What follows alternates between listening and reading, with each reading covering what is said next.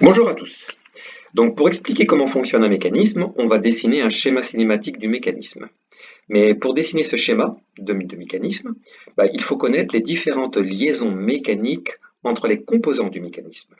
Donc c'est ce que nous allons faire aujourd'hui, ces liaisons, nous allons les définir. Donc voilà, on va continuer avec la flèche. Alors en fait, un objet peut bouger dans l'espace de deux façons. D'une part en translation, et d'autre part en rotation. Donc nous sommes dans un monde à combien de dimensions? Une, deux, trois dimensions. Alors il nous faut donc, pour définir ces dimensions, un repère. Un repère qui est constitué de trois axes. Et là, ça nous permet de définir notre espace. Ensuite, on va lui donner un nom à ce repère. D'une part, l'axe horizontal X, l'axe vertical Y, et l'axe qui vient vers vous, normalement perpendiculaire à l'écran de votre ordinateur, s'appelle Z. Voilà les axes. Donc, on a dit que dans l'espace, on pouvait faire trois translations possibles. Les translations possibles, les voici. La première, elle est le long de l'axe X. Vous voyez le cube qui se balade en translation le long de l'axe X. On appelle ça TX. Maintenant, je vous présente une translation le long de l'axe Y. Et on l'appelle T comme translation et Y.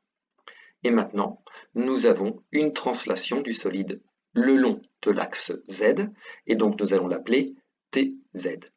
Bien. Maintenant, on peut faire également des rotations. Première rotation possible, rotation autour de l'axe X. L'axe X, en fait, constitue l'axe de rotation du cube. On peut avoir aussi une rotation autour de l'axe Y qu'on appellera RY. Et enfin, on peut avoir une rotation possible autour de l'axe Z, et donc nous allons l'appeler RZ. Pour créer une liaison mécanique, on met des solides en contact. Voilà un exemple ici, avec deux pièces qui sont bien l'une en contact avec l'autre. On fait apparaître en haut à gauche le repère, et là, on vous présente les deux pièces qui sont pour l'instant dissociées, mais on a ici deux contacts possibles entre les pièces. Le premier, c'est un contact rouge sur rouge, on l'appellera un contact surfacique cylindre dans cylindre. Et enfin, on appellera le deuxième contact bleu sur bleu, c'est un contact surfacique également, qu'on appellera un contact plan sur plan. Chaque contact va empêcher des mouvements entre ces deux pièces, si on les assemble. Et pour définir en fait les possibilités de mouvement des deux pièces l'une par rapport à l'autre, on a créé un tableau avec T, R et puis des pleins de 1 en dessous. Qu'est-ce que ça veut dire? T et R sont des initiales de T comme translation et R comme rotation. Ensuite, tous les 1, ce sont des mouvements qui sont possibles suivant les trois axes. La première ligne, ce sera sur l'axe X, la deuxième ligne Y et la troisième ligne, ce sera sur l'axe Z. Quand on met un 1, ça veut dire que le mouvement est possible. Quand on mettra un 0 à la place du 1, ça veut dire que le mouvement ne sera pas possible, il sera supprimé. Alors là, on a les deux pièces qu'on a séparées l'une par rapport à l'autre, donc il n'y a pas de contact. Donc, la pièce qui est ici va pouvoir bouger dans tous les sens. Démonstration. La pièce qui est ici peut faire une translation le long de l'axe X, donc on va mettre un 1 ici. La pièce qui est ici a la possibilité de faire une translation le long de Y, donc on mettra un 1 également ici. La pièce qui est ici a une possibilité de translation le long de l'axe Z, donc on pourra mettre un 1 ici.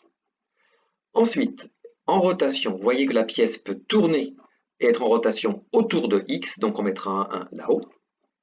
Ensuite, la pièce pourra faire une rotation autour de l'axe Y, donc on mettra un 1 ici. Et enfin, la pièce peut faire une rotation autour de l'axe Z, donc on mettra un 1 ici. Donc la pièce peut faire tous les mouvements possibles. Et donc maintenant, si je mets contact entre les deux pièces, je vais supprimer tous ces mouvements. Là, pour l'instant, il y avait 6 mouvements possibles entre les deux pièces. Maintenant, tel que je la présente ici, on a commencé à mettre la surface rouge en contact avec la surface rouge. je ne peux plus faire de translation le long de Y. Donc, je vais mettre un 0.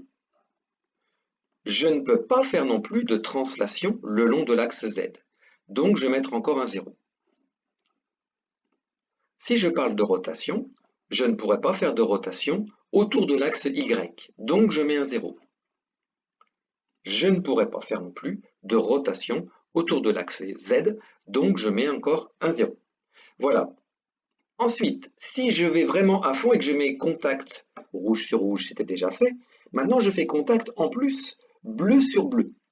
Eh bien, ce contact bleu sur bleu va supprimer aussi un mouvement. Je n'aurai pas le droit de faire la séparation des surfaces bleues. Donc, je vais mettre un 0 parce que je ne peux pas faire une translation le long de X. Car si je fais une translation, je supprime le contact et je n'ai pas le droit de supprimer le contact. Bien, en fait, le seul mouvement que je pourrais faire, c'est une rotation autour de X. Et là, je ne supprime aucun contact, ni le contact rouge, ni le contact bleu, et je peux bouger. Donc, maintenant, on a le nombre de mouvements possibles entre ces deux pièces. Et vous voyez que ce n'est pas très important, il n'y en a qu'un possible.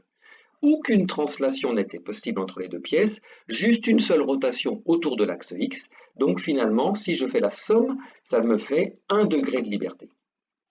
Et quand je fais 1 degré de liberté, moi je peux vous affirmer que ça s'appelle une liaison pivot entre les deux pièces. Et comment je fais pour définir cette liaison pivot qui a 1 degré de liberté en rotation? Eh bien j'ai un tableau. Ce tableau, le voici, où on présente toutes les translations possibles, toutes les rotations possibles, et chaque nom de liaison comporte un certain nombre de translations et de rotations possibles. Et là, notre exemple, c'était une rotation possible, 0 translation possible, c'était la fameuse liaison pivot. Voilà. Alors, donc, cette vidéo, elle s'appelle S1141C2, vidéo sur les liaisons.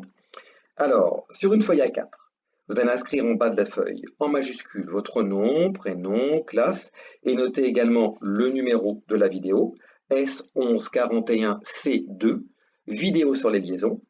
Et puis, vous allez pouvoir recopier sur cette fameuse feuille ce tableau présent à l'écran.